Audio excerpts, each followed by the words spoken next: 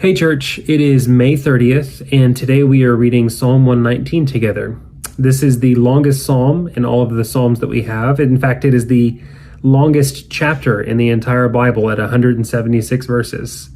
And something unique about this psalm that you probably noticed as you were reading through is that there are subheadings over each of the stanzas that we have.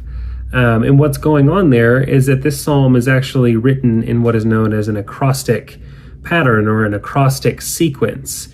What that means is that each of those subheadings is actually a Hebrew letter in the sequence of the Hebrew alphabet.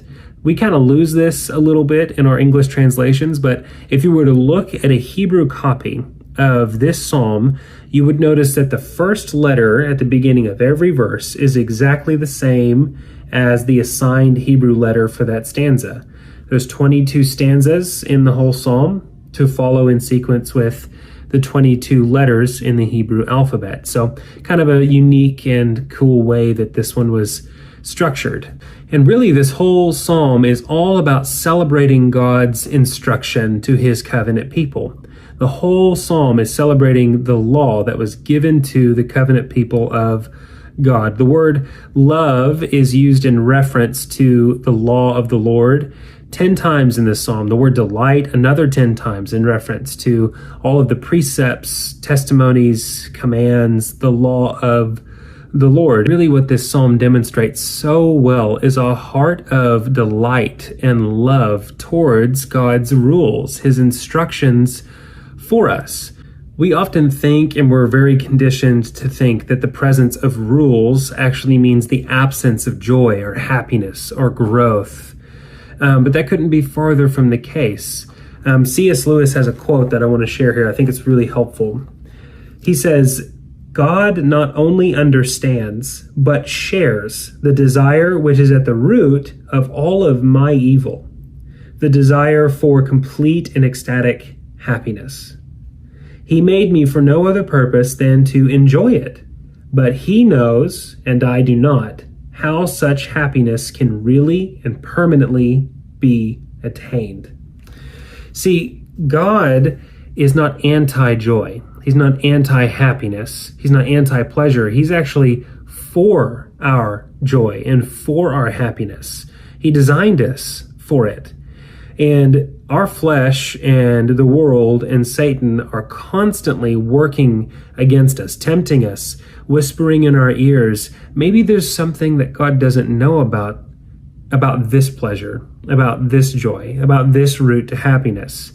Couldn't be further from the truth.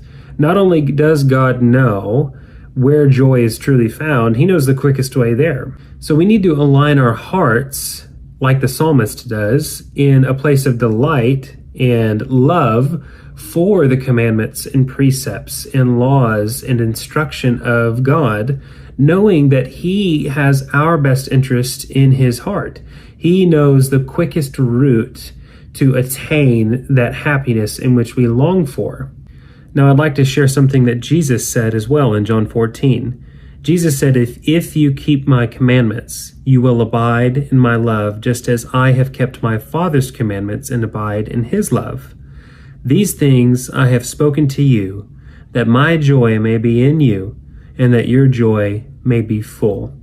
Jesus said that if we obey his commandments, that if we follow his instructions, that we will abide in his love, and that we will have fullness of joy. In fact, he says that his joy, the joy of the Son of God, the joy of the eternal second person of the Trinity, will be in us. His joy will become our joy. And we also heard Jesus say just a few Sundays ago when we were in Matthew 11, to come to him, learn from him. And what does he offer in return?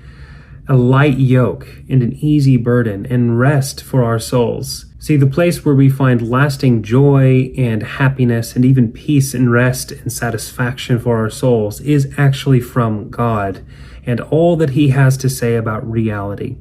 And we see the fullness of that reality in the embodiment of God, Jesus himself. So as we come to the Word daily and we read it and we meditate on it, let us work to be able to say along with the psalmist here in 119, Your testimonies are my heritage forever, for they are the joy of my heart. That should be the aim of all of our hearts, to make the testimonies of the Lord the very joy of our hearts. I hope this was an encouragement to you today. I'm praying for you. Keep going on the Bible reading, and I'll see you on the next one.